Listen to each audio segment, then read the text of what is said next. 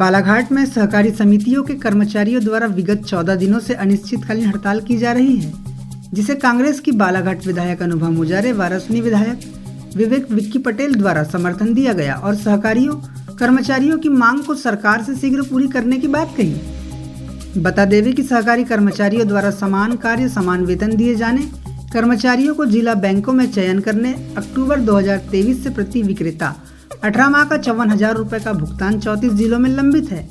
भुगतान करने, बढ़ा हुआ वेतन तत्काल प्रतिमाह दिए जाने, समर्थन मूल्य पर धान खरीदी के दौरान भुगतानों को लेकर कमीशन की लंबित राशि दिए जाने सहित 18 सूत्री मांगों को लेकर 14 दिनों से अनिश्चितकालीन हड़ताल की जा रही है, जिसके चलते सहकारी समितियों में कामकाज ठप हो गया है और तालाबंदी की स्थिति बन गई है।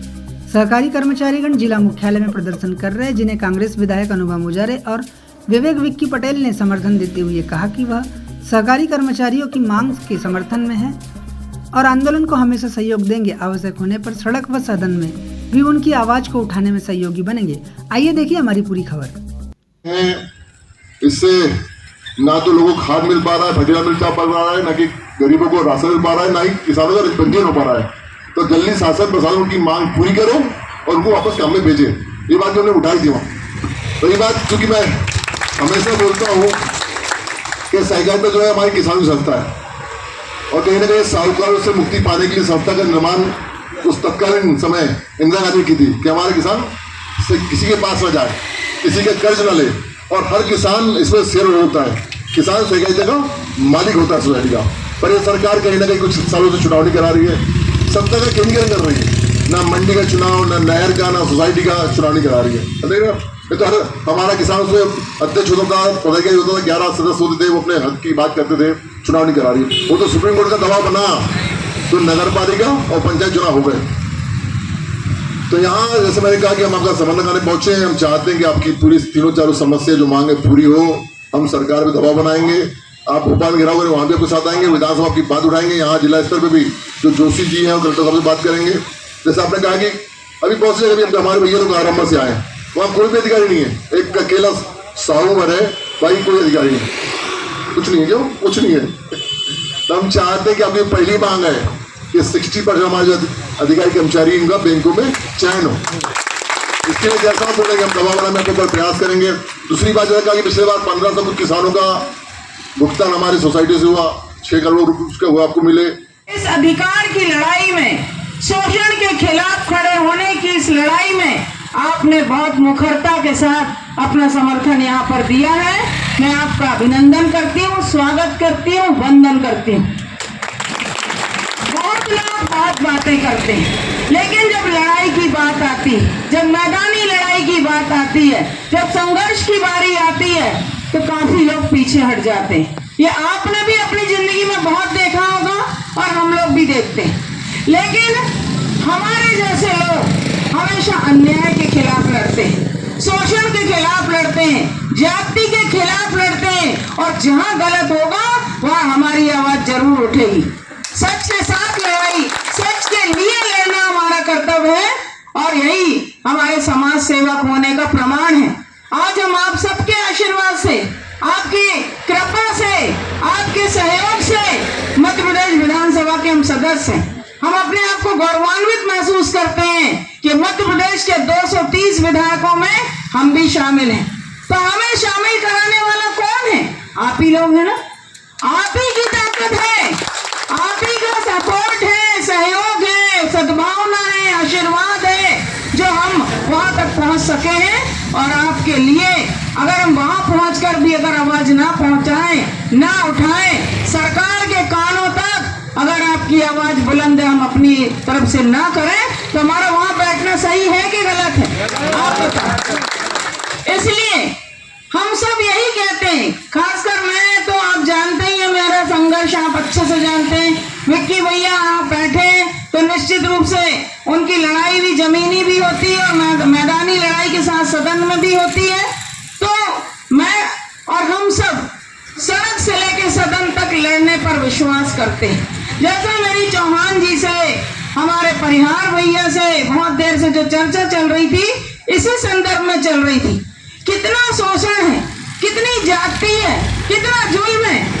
मैं तो रोंगटे खड़े हो गए चतुर्थ श्रेणी का कर्मचारी भी अगर है तो 45 से 50 हजार के पे स्केल में वो नौकरी कर रहा है। अच्छी बात है, हम उन भाइयों का बहनों का समर्थन करते हैं, लेकिन फिर हमारा शोषण क्यों? जब हम इतना काम करते हैं, अभी भाई साहब ने, चौहान साहब ने बताया, हमने कोरोना काल में अपनी जान की बाजी लगाकर सेवाएं दी। हम विषम परिस्थिति में भी गांव के, शहर के अंतिम छोर तक जाते हैं, अपनी सेवाएं देते हैं, काम करते हैं, शासन के योजनाओं को मजबूत बनाने में अपना पूरी ताकत झोंक देते हैं, भूखे प्यासे, धूप में, गर्मी में, बरसात में। तो फिर हमको क्यों यहाँ आंदोलन करना पड़ता है? और ये 1 दिन होता है, 2 दिन होता है, 3 दिन होता है, बहुत होता है। तो क्या कर रहा है हमारा प्रशासन? क्या कर रहा है हमारा शासन?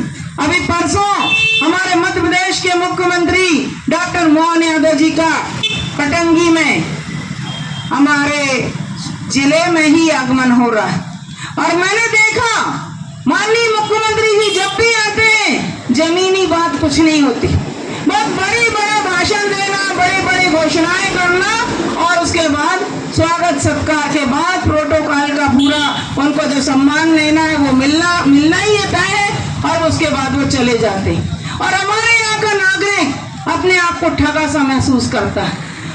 हमारे किसानों को उनका जवाब नहीं मिल पाता, हमारे यहाँ के बेरोजगार बच्चों को उनकी बात जो है, जो वो चाहते हैं कि मुख्यमंत्री जी अपने जबान से कहें, वो नहीं हो पाती।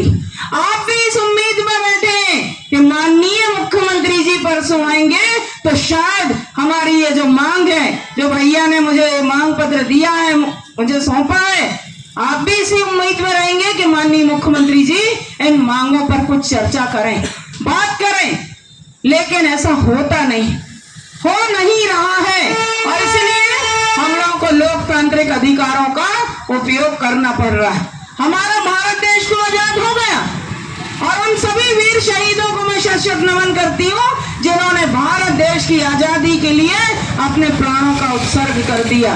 लेकिन आजादी के इतने वर्ष बाद भी क्यों हमारे कर्मचारी बंधुओं को 10-10 दिन, 12-12 दिन, 15-15 दिन कलमबंद हड़ताल करना पड़ रही?